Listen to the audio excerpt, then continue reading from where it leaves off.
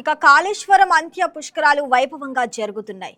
ఈ పుష్కరాలకు విచ్చేస్తున్న భక్తుల కోసం తనయా ప్రైవేటు వైద్యశాల సిబ్బంది స్వచ్ఛందంగా ఉచిత వైద్య శిబిరాన్ని ఏర్పాటు చేశారు.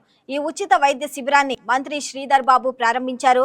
స్వచ్ఛందంగా సేవ చేయడానికి ముందుకొచ్చిన తనయా హాస్పిటల్ సిబ్బందిని మంత్రి అభినందించారు. భక్తులు అనారోగ్యం బారిన పడకుండా ముందస్తు జాగ్రత్త చర్యలు సూచిస్తున్న తనయా ఆసుపత్రి సిబ్బందితో మా correspondent Sampath face to face. Saraswati అంత్య పుష్కరాలు కాళేశ్వరంలో ఏర్పాటు చేస్తున్న సందర్భంగా ఇక్కడ మనం చూసుకున్నట్లయితే కొంతమంది డాక్టర్లు కూడా స్వచ్ఛందంగా ముందుకొచ్చి చిన్నపిల్లలకు మరియు మిడిల్ ఉన్నటువంటి పిల్లల కోసం ఇక్కడైతే సేవలు చేయడం కోసం ముందుకొచ్చినటువంటి తనియా హాస్పిటల్ సిబ్బంది అయితే మన మధ్యలో ఉన్నారు.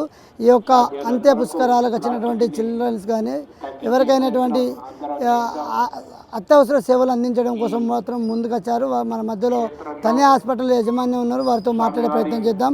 మేడం చెప్పండి మేడం, ఎందుకు ఈ ఆలోచన వచ్చింది? పిల్లలకు మీరు ఈ యొక్క సేవలు అందిస్తారు. నేను డాక్టర్ రసజ్ఞా రెడ్డి అండి. పిల్లల మరియు నవజాత శిశువుల స్పెషలిస్ట్ని. మేము ఈ క్యాంప్ ఈరోజు మార్నింగ్ ఓపెనింగ్ చేయించాము మంత్రి శ్రీధర్ బాబు చేత. సో ఇది మెయిన్గా పెట్టడానికి ముఖ్య కారణం ఏంటి అంటే సమ్మర్లో పిల్లలు ఇట్లా తీర్థయాత్రలకు వచ్చినప్పుడు డీహైడ్రేషన్, సన్ స్ట్రోక్ ఇట్లాంటివి ఫేస్ చేస్తూ ఉంటారు. సో మా ద్వారా కొంచెం ఫస్ట్ ఎయిడ్ అట్లాంటి సర్వీస్ మేము ప్రొవైడ్ చేద్దామన్న ఉద్దేశంతో మేము స్టార్ట్ చేశాము.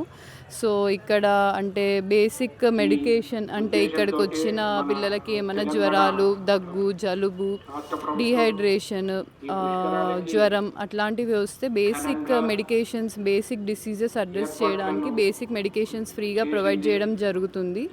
ఇన్ కేస్ ఏదైనా మెడికల్ ఎమర్జెన్సీస్ వచ్చినా జస్ట్ పుట్టిన పిల్లల నుంచి 18 years వరకు అంబులెన్స్ సర్వీసెస్ కూడా ప్రొవైడ్ చేస్తాము. ఇక్కడ పాసిబుల్ అయినంత ట్రీట్మెంట్ ఇక్కడ చేసి మిగతాది మా తనయా చిల్డ్రన్స్ హాస్పిటల్ సుబేదారిలో 3 నెలల క్రితం ఓపెన్ చేయబడింది.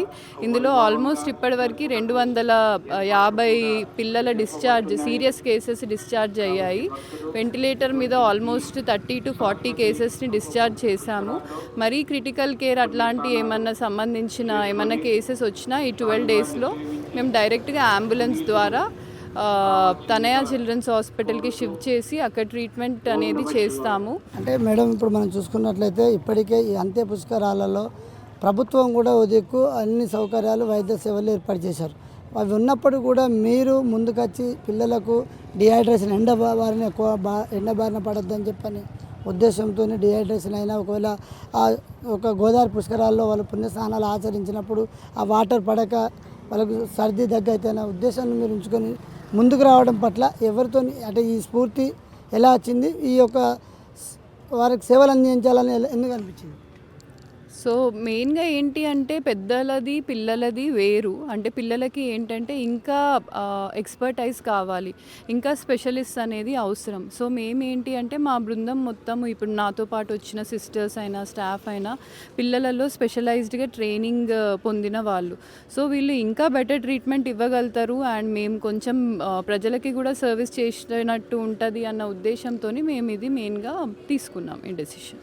Okay right. మనం చెప్పుకున్నట్లయితే తనియా హాస్పిటల్ అని చెప్పి వరంగల్లో ఏర్పాటు చేయడం జరిగింది. ఈ హాస్పిటల్ రోజు అభివృద్ధిలో ముందుకు పోవాలనే ఉద్దేశంతోనే ఈరోజు ఈ యొక్క అంత్య పుష్కరాల్లో భాగంగా కాళేశ్వరంలో ఈ యొక్క క్యాంప్ని అయితే ఏర్పాటు చేయడం జరిగింది.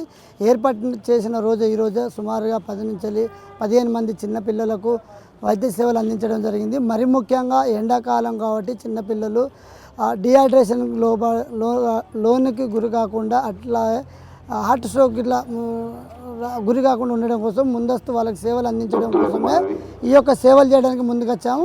ఈ యొక్క తనియా పిల్లల హాస్పిటల్ సేవలు మాత్రం ప్రతి ఒక్కరు సద్వినియోగం చేసుకోవాలని చెప్పని మన మధ్యలో డాక్టర్ తనియా హాస్పిటల్ సిబ్బంది అయితే తెలియపరిచారు. కెమెరామెన్ మధుకర్తో సంపత్, YK న్యూస్, కాళేశ్వరం.